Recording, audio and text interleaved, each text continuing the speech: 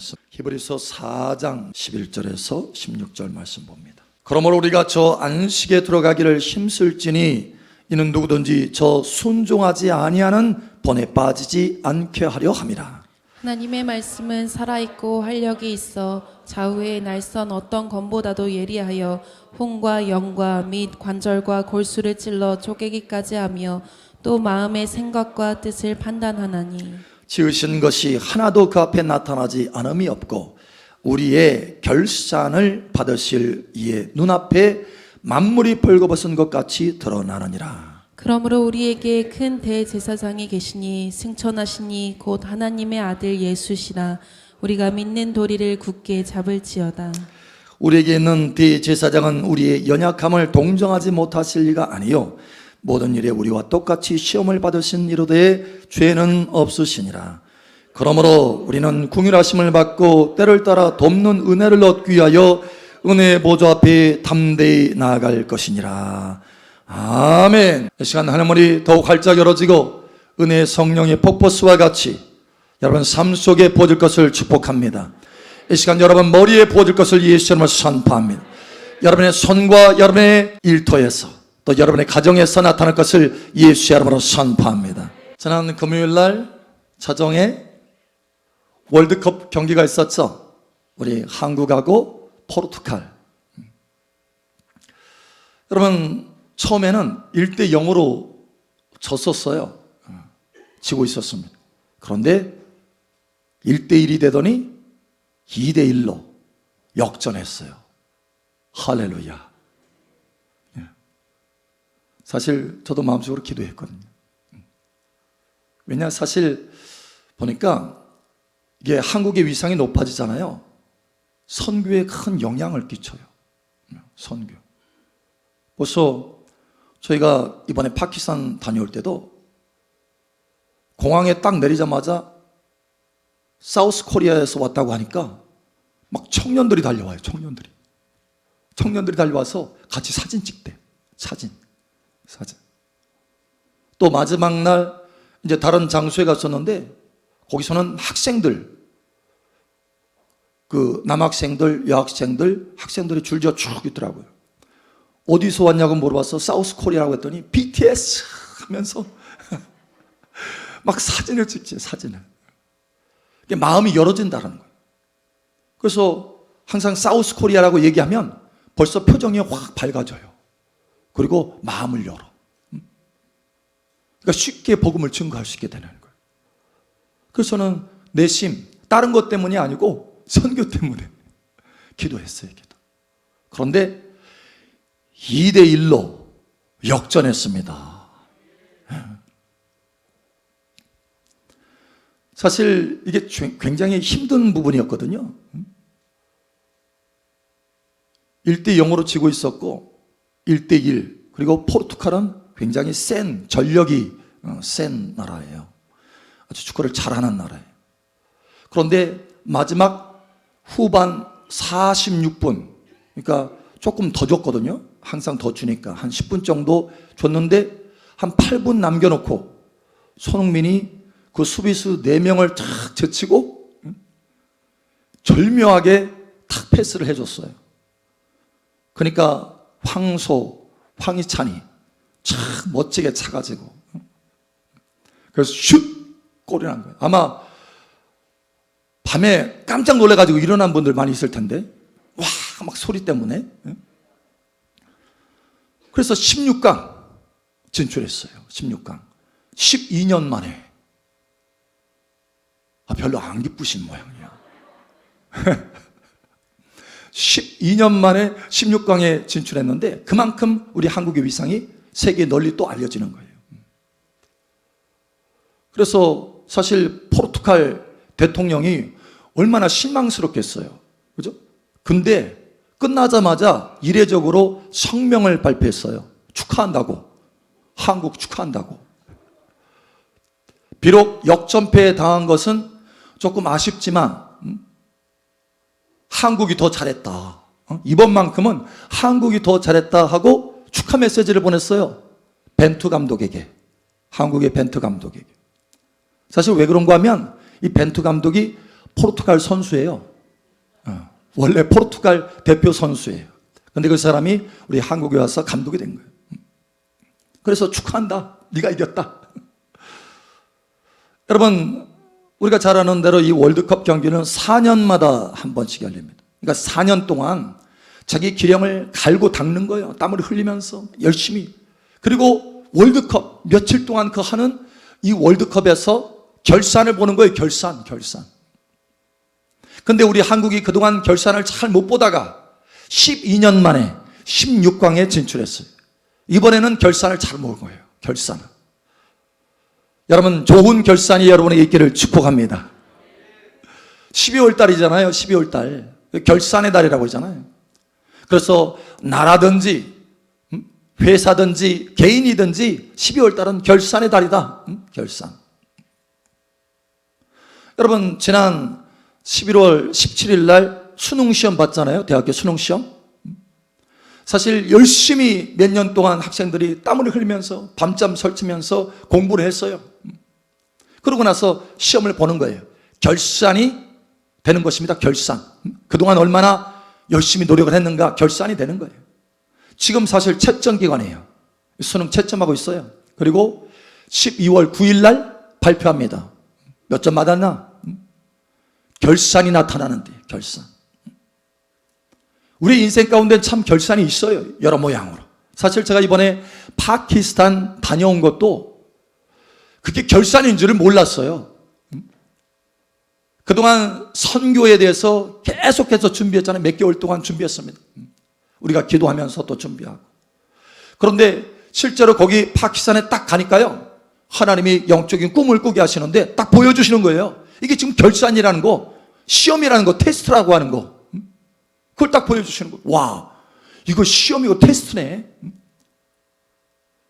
여러분, 우리를 뭐 떨어뜨리려고 하는 그런 테스트가 아니고 우리에게 복을 주시려고 하나님께서 테스트 하시는 거예요. 할렐루야. 누가 결산을 잘 하는가. 그래서 제가 정신 바짝 차리고 열심히 했잖아요. 더. 그렇지 않아도 열심히 하는데 더 열심히 했어요. 그래서 마지막 날 한국에 딱 오는 날 비행기 타려고 하는 그날 아침에 또 영적인 꿈을 꾸게 하시는 거예요. 정확하게. 결산을 잘했다라는 거예요. 그 꿈에 딱 보여주시라고. 결산을 잘했다.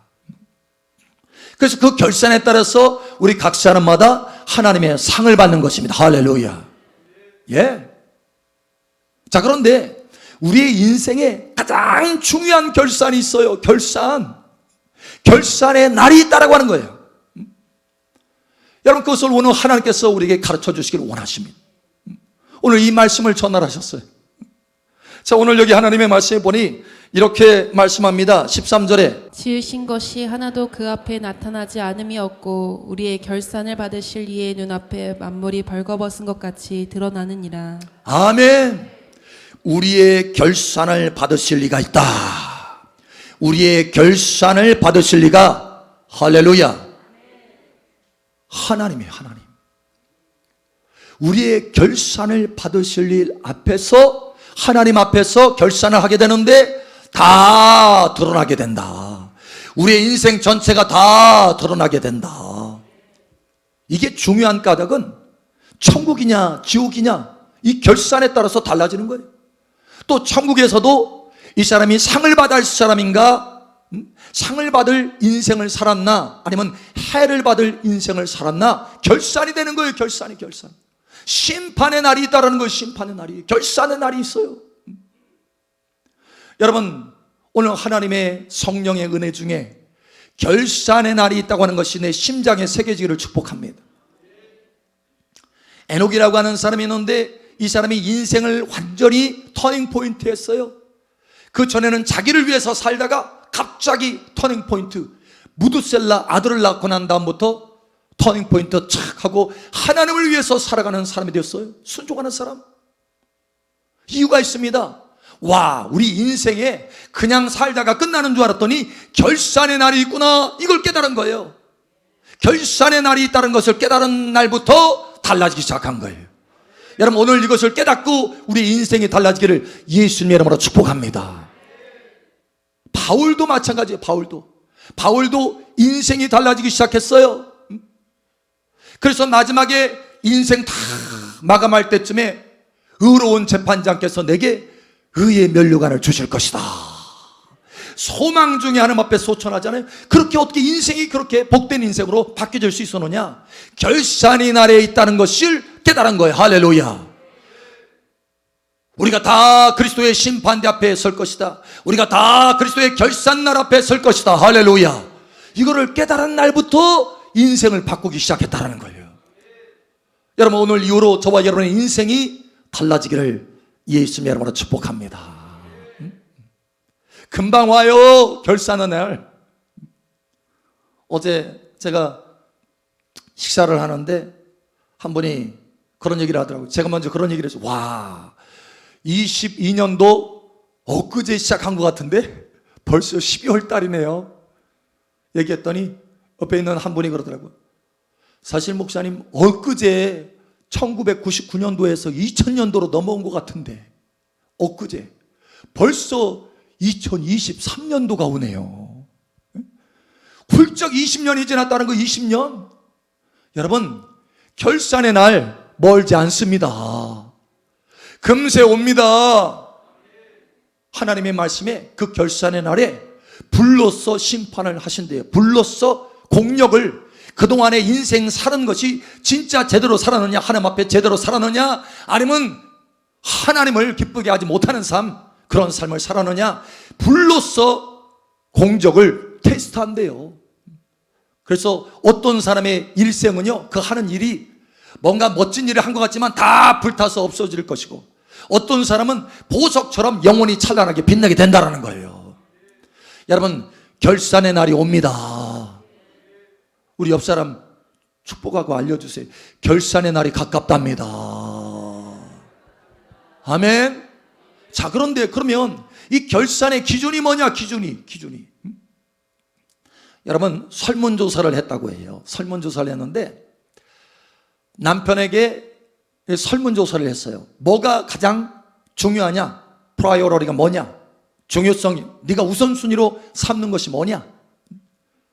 그러니까 설문조사를 했는데 그 남편이 딱 우선순위 세 가지를 딱 말하고 하니까 첫 번째 건강, 두 번째 아내, 세 번째 자녀들합니다. 제가 봐도 그런 것 같아. 그런데 여러분, 아내한테 설문조사를 했어요. 아내에게 했더니 순위가 좀 바뀌어. 첫 번째 건강, 두 번째 남편이 아니라 자녀, 세 번째 남편이래요. 조금 서운할 것 같아, 남편들은. 근데 여러분, 여기 보세요. 첫 번째가 건강이고 두 번째가 가정이에요. 가정. 남편이 됐든지 아내가 됐든지 자녀가 됐든지 가정이에요. 가정. 그것이 우선순위인 거예요. 그래서 이 우선순위를 이루려고 그렇게 힘쓰고 애쓰는 거예요. 그런데 문제는 이게 하나님이 원하시는 우선순위가 아니라는 거예요. 여기에 문제가 있어요. 하나님이 원하시는 우리의 삶의 우선순위는 뭐냐? 하나님 앞에 순종하는 것이다라는 거예요. 순종하는 것이다. 순종하는 거예요. 사실 하나님 앞에 순종하잖아요. 그러면 건강도 주시고 가정도 하나님께서 은혜를 베풀어 주시는 거예요. 내 영혼이 잘됨 같이 사랑하는 자야, 내 영혼이 잘됨 같이 범사가 잘되고 강건하기를 원하노라. 하나님 앞에 순종해서 영혼이 잘되면 범사가 잘되고 가정의 일이 잘되고 강건하게 되는 거예요. 이게 하나님의 우선순위인 거예요. 복된 순위. 여러분, 예수님도 죽기까지 순종함으로 결산을 잘하셨잖아요. 하나님 보좌 우편에 앉으셨잖아요. 할렐루야. 그게 우리 인생의 모델인 거예요. 모델. 근데 여기 오늘 하나님의 말씀에 이렇게 말씀하죠. 11절에 그러므로 우리가 저 안식에 들어가기를 힘쓸지니 이는 누구든지 저 순종하지 아니하는 본에 빠지지 않게 하려 함이라. 결산을 잘 못한 사람, 순종하지 아니하는 본에 빠지지 않게 하려고. 이스라엘 백성들이 하나님께서 이끌어서 광야를 통과해서 가나안 땅에 들어가는 좋은 결산을 주시려고 이스라엘 백성들을 이끄셨는데 순종하지 않았어요. 그래서 결산이 엉망이 됐어요. 결산이 실패하게 됐어요. 성공하는 결산으로 하나님께서 계획하셨지만, 가나안 땅 그 축복의 땅으로 들어가는 결산으로 하나님께서 계획하셨지만 이스라엘 백성들이 순종하지 아니하는 본에 빠지고 말았어요. 순종하지 않았어요. 그게 우선순위가 아니야. 먹고 사는 게 우선순위예요.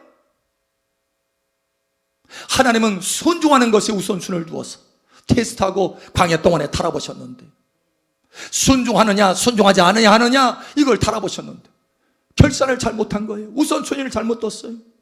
결국은 가나안 땅, 축복의 땅에 들어가지 못하고 광야에서 40년 동안 뱅글뱅글 돌다가 다 망하잖아요. 결산에 실패한 거예요. 이런 결산에 실패하는 저 순종하지 아니한 자의 본에 빠지지 말라라고 말씀하시는 거예요. 여러분, 오히려 예수님처럼 죽기까지 순종하는 자의 본에 들어가시기를 예수처럼 축복합니다. 요한계시록에 7교회가 나와요. 대표적인 7교회. 근데 그 가운데 라오디게아 교회가 있습니다. 이 라오디게아 교회도 오늘날 세상에 살아가는 사람의 그런 우선순위를 두었어요.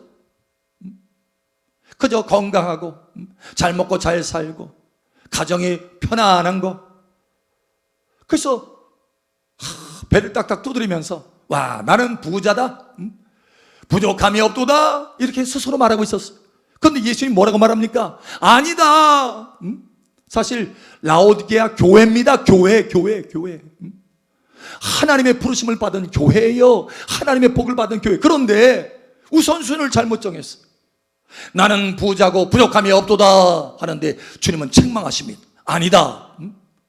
너의 헐벗고 가련함을 알지 못하는구나. 네가 회개하고 돌이키지 않으면 내가 토하여 내치리라. 그래서 회개하라고 말씀하잖아요. 여러분, 그 반면에 빌라델비아 교회는 하나님 앞에 순종하는 삶, 여기에 우선순위를 뒀어요. 그래서 주님이 칭찬하십니다. 인내의 말씀을 지켰다. 인내의 말씀을 지켰다. 네가 순종했구나. 내 말에 인내하면서 순종했구나. 예, 순종했더니 주님께서 칭찬하시는데, 내가 내 앞에 열린 문을 줄 것이다. 여러분, 순종함으로 여러분 앞에 열린 문이 활짝 열어지기를 예수 여러분 축복합니다. 내가 너를 사랑하는 것을 알게 할 것이다. 모든 사람이 내가 너를 얼마나 사랑하는지 내가 알도록 할 것이다. 할렐루야. 뿐만 아니라 세상 가운데 임하는 큰 환난의 시험의 시간을 면하게 하여 줄 것이다. 내가 하나님의 성전의 기둥이 되게 할 것이다. 내가 내게 면류관을 줄 것이다. 와, 온갖 좋은 것을 다 주시는 거예요. 왜? 순종하니까. 그것이 우리의 인생의 삶의 기준이니까, 결산의 기준이니까. 할렐루야. 여러분, 빌라델비아 교회와 같이 여러분 순종을 기준으로 삼으시기를 예수님의 이름으로 축복합니다. 한 분이 죽어서 하나님의 심판대 앞에 섰어요. 근데 하나님께서 다시 한번 기회를 주시는 건지 다시 살려서 이 땅에 보내셔서 간증하게 만드십니다. 간증. 그분의 간증을 보니까 탁 죽었는데 커다란 글자가 쫙 펼쳐지고 보호자가 탁 세워지는데 하나님의 심판대 이렇게 써있더래요. 하나님의 심판대. 근데 거기에 예수님이 인자한 얼굴로 쫙 앉아 계시는 거예요. 그래서 심판을 하시는데 예수님이 질문하지 않아도 자기가 자기 잘한 거 잘못한 거 다 짚고 하더랍니다. 그냥 바로. 근데 예배 생활의 그 모든 것 쫙 보니까 예수님의 그 옆에 생명책이 있고 행위록 그 책이 다 펼쳐져 있는데 예배 생활의 모든 것이 거기 다 기록되어 있고 가정 생활의 모든 것이 다 거기 기록이 돼 일일이 다 시간까지 해서 어떻게 예배드리고 어떻게 주님 앞에 섰는가, 어떻게 생활했는가, 그거 다 기록되는 거예요. 그리고 주님을 위해서 한 것은 거기 기록 가운데 상이 주어졌답니다. 상이 딱 주어지더랍니다. 그런데 그렇지 못한 것은 해가 주어지는 거예요. 책망이 주어지는, 책망이. 무서운 책망이 막 주어지는 거예요. 그런데 보니까 거기 상이 주어지는, 주님을 위해서 한 것이 상이 주어지는데요, 의무적으로 한 것은 상이 안 주어지더랍니다. 의무적으로. 의무적으로 한 것은 상이 없고요. 구원의 감격을 가지고 섬긴 것은, 주님을 위해 한 것은 상이 주어지더래요. 또 즐거움과 감사로 그 한 것은요, 상으로 주어지더랍니다. 여러분, 구원의 감격을 따라서 주님을 섬기시기 바랍니다. 구원의 감격으로 순종하시길 바랍니다. 그런데 거기 보니까 세상하고 다른 게, 여러분 우리가 자녀들 보면은 자기 부모가 다 뭐 하는 게 자녀에게 상속하잖아요. 천국은 그런 게 없어요. 없더랍니다. 증여나 상속이 없더라는 거예요. 증여나 상속이 다 자기가 행한 것을 따라서 그대로 받고, 상을 받든지 해를 받든지 다 자기가 행한 것을 따라서 받더라는 거예요. 순종한 것을 따라서 받는 거예요. 여러분, 순종하시기를 예수님 여러분을 축복합니다. 한번 돌이켜보세요. 지난 한 주간 동안 내가 과연 어떤 기준으로 내 삶을 살았는지, 하나님 앞에 순종하는 것을 기준으로 살았는지, 아니면 세상 사람들과 똑같이 건강과 가정 위해서 그렇게 그것이 우선순위 기준이 되어서 살았는지, 여러분 다시 한번 살펴보시기 바랍니다. 그리고 오늘 이 말씀으로 다시 한번 변화되기를 예수 여러분을 축복합니다. 순종이 기준입니다. 우리 옆 사람 축복하세요. 순종이 기준이랍니다. 아멘. 여러분, 이 순종이 기준인데 이 결산에 크게 실패할 뻔한 사람이 있어요. 그런데 주님의 은혜로 결산에 큰 성공을 거둔 사람이 있습니다. 바로 베드로입니다. 베드로가요, 예수님이 십자가에 죽으시기 전날 밤에 베드로가 졸고 있으니까, 베드로야 깨어서 기도해라, 시험에 들지 않게 깨어서 기도해라, 기도하라고 했어요. 근데 기도하지 않았어요. 결국 어떻게 됐습니까? 주님 앞에 순종하지 못하잖아요. 기도하지 않으니까 오히려 주님을 부인하잖아요.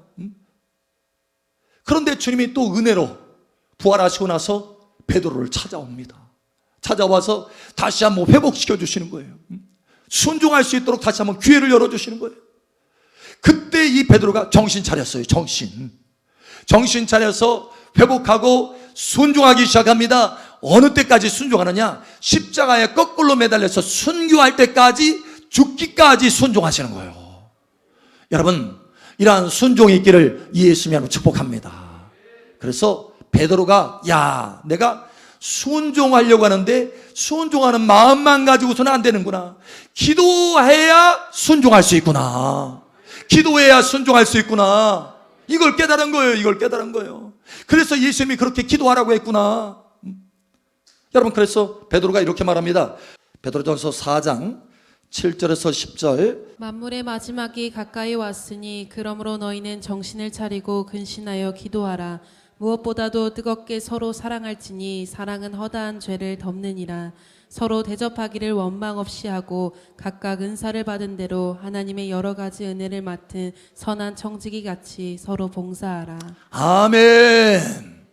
자, 여기 보니까 서로 사랑하라, 서로 대접하라, 서로 봉사하라. 이게 다 뭡니까? 이게 지금 하나님의 뜻이고, 이걸 순종한다는 거예요. 순종해라. 하나님의 말씀대로 순종하는 거예요. 주 너의 하나님을 사랑하라. 마음을 다하고 목숨을 다하고 뜻을 다하고 성품을 다하여 주 너의 하나님을 사랑하라. 이것이 첫 번째 계명이요, 둘째 계명은 이와 같으니 내 이웃을 내 몸과 같이 사랑하라. 사랑하는 것이 여러분 하나님의 뜻이고 말씀이고 명령이에요. 그런데 이걸 순종하는 거예요. 순종. 사랑하라. 뜨겁게 서로 사랑하라. 사랑하는 방법이 뭐예요? 서로 대접하고 서로 봉사해 주는 거예요. 자, 그런데 이렇게 사랑하기 위해서 먼저 필요한 것을 이 베드로가 아는 거예요. 순종하기 위해서 먼저 필요한 것이 뭐냐? 7절에 이렇게 말합니다. 만물의 마지막이 가까웠으니, 결산의 날이 가까웠으니, 심판의 날이 가까웠으니, 이 말이에요. 이 말. 만물의 마지막이 가까웠으니, 결산이 가까웠으니, 그러므로 너희는 정신을 차리고 근신하여 기도하라. 정신을 차리고 기도하라. 예, 이 말을 베드로가 예수님으로부터 들은 거예요. 너 정신 차리고 기도해야 된다. 그래야 순종할 수 있으니까. 그런데 정신 못 차렸잖아요. 그러다가 순종하지 못하고 부인했죠, 예수님 앞에. 그런데 이게 이 기도하는 것, 정신 차리고 기도하는 것이 얼마나 중요한가. 내가 순종하기 위해서는 하나님의 은혜가 필요하구나, 이걸 깨달은 거예요. 여러분, 기도하시기를 축복합니다. 그래서 예수님의 도움으로 결산을 잘하게 됐어요. 결산. 주님과 함께 보좌에 앉게 됐잖아요. 나를 따르는 너희도 12 보좌에 앉아서 이스라엘 12지파를 심판하게 될 것이다. 예수님 말씀하셨어요. 12 제자들에게. 결국은 성취했잖아요. 그걸 순종해서 결산을 잘한 거예요. 결산 성공한 거예요. 여러분, 결산에 성공하기를 예수님 여러분 축복합니다. 자, 그렇게 결산에 성공하도록 주 예수님이 우리를 도와주신다라는 거예요. 베드로를 도와주신 것처럼 우리를 도와주시겠다. 할렐루야. 자, 다시 한번 본문으로 여러분 돌아가 봅니다. 히브리서 4장 다시 한번 돌아가 봅니다. 한번 보죠. 14절에서 16절까지 한번 보죠. 4장 14절에서 16절 함께 그나마 저는 기도합니다. 그러므로 우리에게 큰 대제사장이 계시니 성천하시니 곧 하나님의 아들 예수시라. 우리가 믿는 도리를 굳게 잡을지어다. 우리에게 있는 대제사장은 우리의 연약함을 동정하지 못하실 리가 아니요 모든 일에 우리와 똑같이 시험을 받으신 이로되 죄는 없으시리라. 함께 읽겠습니다. 그러므로 우리는 긍휼하심을 받고 때를 따라 돕는 은혜를 얻기 위하여 은혜의 보좌 앞에 담대히 나아갈 것이니라. 아멘. 예수님이요, 우리의 연약함을 안다라는 거예요. 그러니 너희가 결산에 성공하도록 주님께서 도울 것이다. 그럼 우리가 어떻게 해야 되느냐? 때를 따라 돕는 은혜를 얻기 위해서 주님 앞에 나아가라. 할렐루야. 도와줄 테니까 주님께서 우리를 초청하시는 거예요. 여러분, 돕는 은혜를 받아서 결산에 성공하시길 바랍니다. 하나님이 도와주시겠다라는 거예요. 결산에 성공할 수 있도록. 우리의 연약함을 아니까 예수님 앞에 구하라. 할렐루야. 예수님 이름으로 구하라. 할렐루야. 돕는 은혜를 부어줄 것이다. 여러분, 그 결산의 날이 여러분 걱정되는 날입니까? 아니면 기다려지는 날입니까? 말이 없으시네. 여러분, 그 결산의 날이 기대가 되는 날입니까? 사도 바울처럼 이제 의로운 재판장께서 내게 의의 면류관을 예비하셨으니 내게만 아니라 주를 사모하는 모든 자에게도니라. 여러분, 그날이 기대가 되는 날입니까? 아니면 걱정스러운 날입니까? 불안한 날입니까? 이제는 돌이켜 주시기를 예수 여러분을 축복합니다. 만약에 걱정되는 날이고 두려운 날이고 불안하는 날이고 실패할 것 같은 날이라고 한다면 여러분, 오늘 주님께서 돕는 은혜를 줄 것이다. 결산에 성공할 수 있도록 돕는 은혜를 주리라. 이 말씀을 붙드시길 바랍니다. 그래서 주님 앞에 구하세요. 여러분, 구하세요. 목사님, 결산의 날이 있다는 거 이제 알겠는데 그게 아직 내 마음에 흐릿해요. 그렇다고 한다면 여러분, 돕는 은혜를 구하시기 바랍니다. 주님, 그 결산의 날이 있는 것을 알았으니 그 결산의 날이 내 눈앞에 보이게 도와주세요. 항상 내 눈앞에 있게 도와주세요. 저도 그 은혜를 구했고, 그래서 여러분, 항상 매일같이 살아갈 때 그 결산이 눈앞에 보이는 거예요. 그래서 여러분, 주님 앞에 순종하려고 애를 쓰는 거예요. 왜? 결산이 있으니까. 여러분, 하나님의 돕는 은혜가 있기를 예수 여러분을 축복합니다. 주 예수님의 그 돕는 은혜로 결산에 성공하는 복된 여러분 되시기를 예수 여러분 축복합니다. 영원히 성공하는 여러분 되시기를 예수 여러분으로 축복합니다. 결산의 날이 있습니다. 오직 그 기준은 순종입니다. 순종. 주 예수님처럼 죽기까지 순종함으로 큰 결산의 성공을 거두시기를 예수님 여러분으로 축복합니다. 금세 옵니다. 금세 옵니다. 순식간에 지나갑니다. 우리 인생은 그림자와 같아요. 금세 옵니다. 그 결산의 날이 기필코 오고 맙니다. 그날에 하나님 앞에 칭찬, 큰 칭찬이요 영원한 성공이 주어지기를 예수님 이름으로 축복합니다.